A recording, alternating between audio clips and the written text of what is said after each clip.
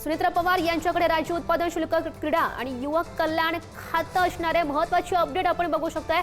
अजित पवार यांच्याकडे जी खाती होती ती आता सुनेत्रा पवार यांच्याकडे सोपवण्यात आलेली आहे। मात्र यामध्ये अर्थ खातं आहे ते भाजपकडे देण्यात आलं, हे आपण बघितलं होतं।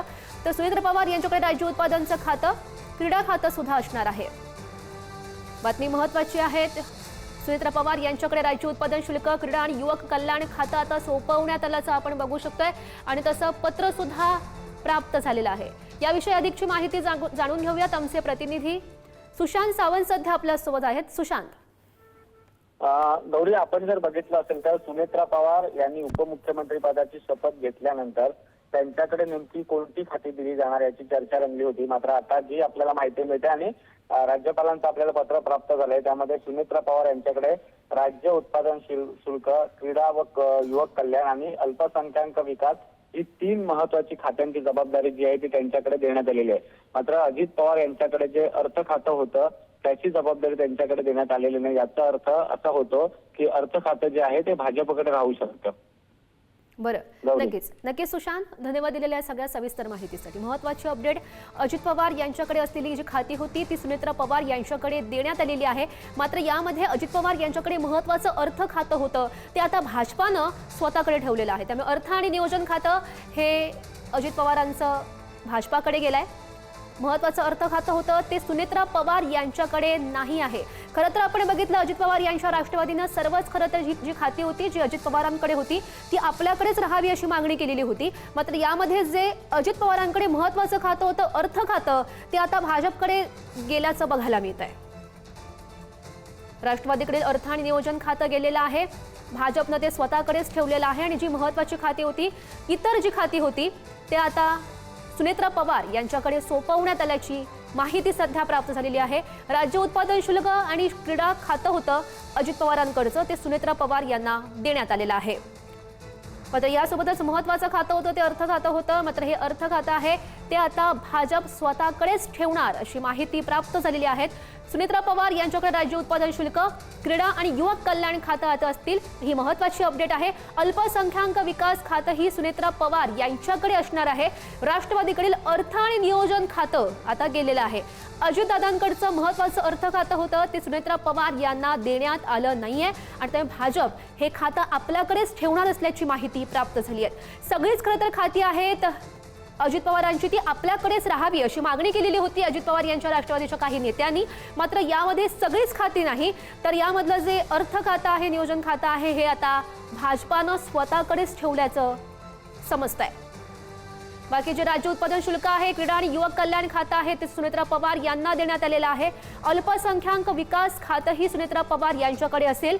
राष्ट्रवादीकडे अर्थ आणि नियोजन खातं आता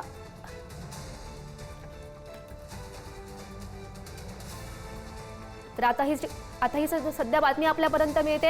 अर्थसंकल्प खरं तर सादर होणार आहे, तोपर्यंत जे अर्थ खातं आहे ते भाजपकडे असेल असं समजतंय।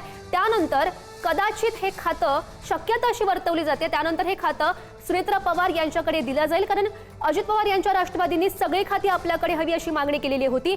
त्यामुळे जेव्हा देशाचा अर्थसंकल्प सादर होईल त्यानंतर भाजप हे जे खातं आहे ते पुन्हा राष्ट्रवादीकडे देईल, म्हणजे सुनेत्रा पवार यांच्याकडे हे खातं पुन्हा एकदा दिलं जाणार आहे। जे अर्थ खातं होतं महत्त्वाचं अजित पवार यांच्याकडचं, त्याबाबत आपण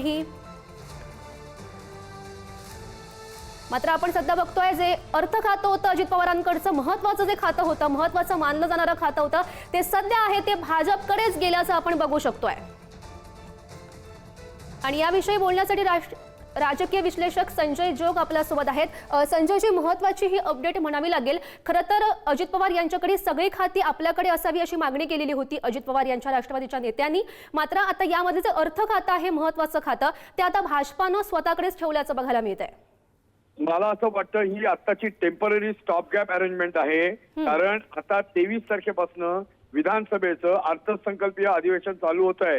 ज्या वेळेला बजेट 2026 आणि 27 मांडलं जाईल त्यावेळेला सुनेत्रा पवार अशा सारख्या नवख्या उपमुख्यमंत्र्यांकडे अर्थ खातं येणं हे म्हणजे त्यांना त्याच्यात जे म्हणतात ना अँगल्स, काउंटर अँगल्स, त्याचे डिटेल्स समजणं याला वेळ जाईल। म्हणूनच काल मुख्यमंत्र्यांनी हे ऑलरेडी सांगितलेलं होतं की दादानी जे चालू केलेलं बजेटचं काम किंवा जे त्यांचं केलेलं आहे ते मी पुढे करणार. त्यामुळे हे तर क्लिअर होतं की तील आताच्या अर्थसंकल्पीय अधिवेशनापर्यंत मुख्यमंत्री स्वतःकडेच अर्थसंकल्पाच्या दृष्टीने अर्थ खातं ठेवतील आणि त्याच्याच परिणिती आज दिसते. त्यामुळे आता त्यांच्याकडे एक्साईज, त्यानंतर क्रीडा आणि मग बेसिकली मायनॉरिटीज अफेअर्स आणि अवकाफ ही खाती आता त्यांना देण्यात आलेली आहेत. आपण थोडा वेळ द्यावा लागेल. अर्थसंकल्पीय अधिवेशन झालं की मग जसं राष्ट्रवादीच्या कोट्यामधलं अर्थ खातं आहे, अर्थ आणि नियोजन, ते देण्यात येत आहे की नाही आणि त्यासाठी राष्ट्रवादी मुख्यमंत्र्यांच्याकडे जाऊन कसं निगोशिएशन करते याकडे आपल्याला लक्ष द्यावं लागेल. हो, संजयजी, खरं तर आता हे अर्थखातं पुन्हा राष्ट्रवादीकडे दिलं गेलं यानंतर, जेव्हा अर्थसंकल्प जाहीर झाल्यानंतर. तर तुम्हाला काय वाटतं, तुमचा अनुभव नेमका काय सांगतो, कुणाकडे हे खातं दिलं जाईल?